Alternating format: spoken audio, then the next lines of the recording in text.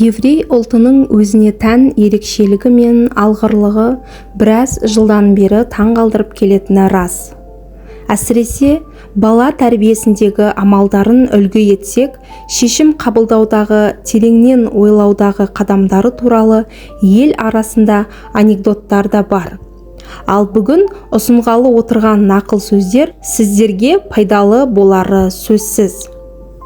Егер мәселені ақшамен шешсеңіз, ол мәселе емес, ол шығын. Құдай адамға көп тыңдасын деп екі құлақ, аз сөйлесін деп бір ауыз берді. Қонақ пен балықтың 3 күннен кейін иісі шыға бастайды.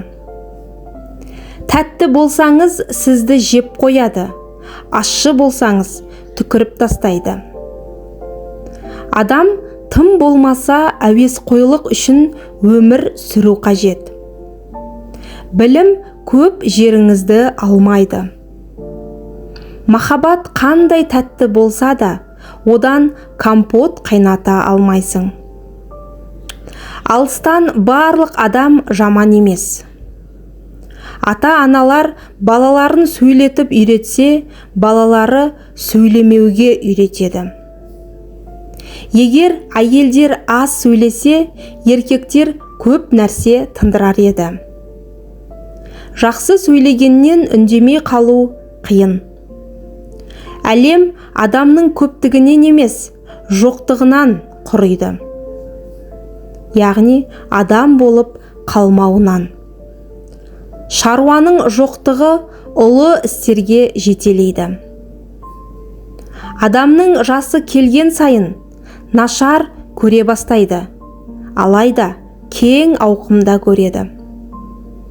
Барлық адам ақшаның жоқтығына шағымданады, ал ақылдың аздығы туралы сөз қозғамайды. Текенің алдыңғы жағынан, аттың артқы жағынан, ақымақтың жан жағынан қорқу керек. Баласы жоқ адамдар балаларды жақсы тәрбиелейді.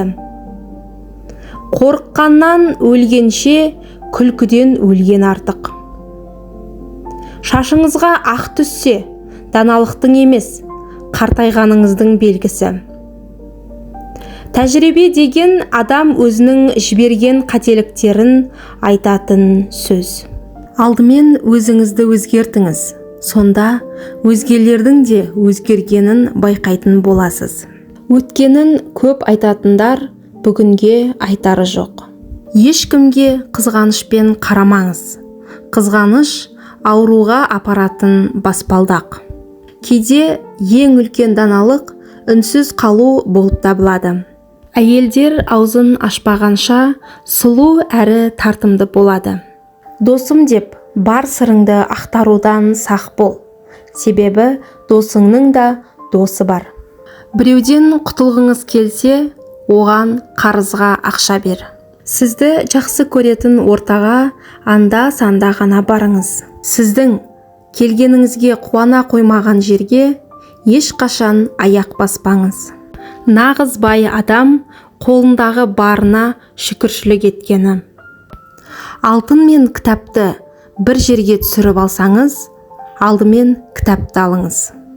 Кедергілер ол мақсаттан көзіңіз тайғанда көрінетін заттар. Әдетте егде жастағы кісілер жастарға ақша жинауға кеңес беріп жатады.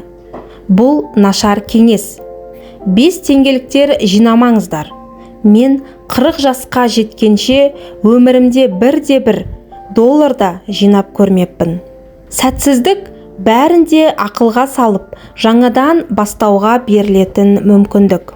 Ынта болса адамның қолынан келмейтіні жоқ. Адамдарды жұмыс істеуге 2 түрлі жолмен қызықтыруға болады. Еңбекақы мен одан айырылып қалу қорқынышын туғызу.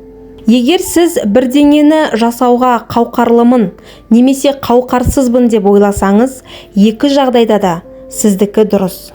Адамдар күресуден бас тартып, жеңіліске ұшырайды. Балалар өздерін өмірлік мәні аса зор бірдеңелерден қағылғандай сезінген кезде ғана ұрлық жаса бастайды. Өмірдің ойынға ұқсайтын кезі сирек кездеседі. Өмір қашанда жалғасын табуға ұмтылады. Өмірлік күш те соңғы сәтіне шейін күрессіз беріліп көрген емес.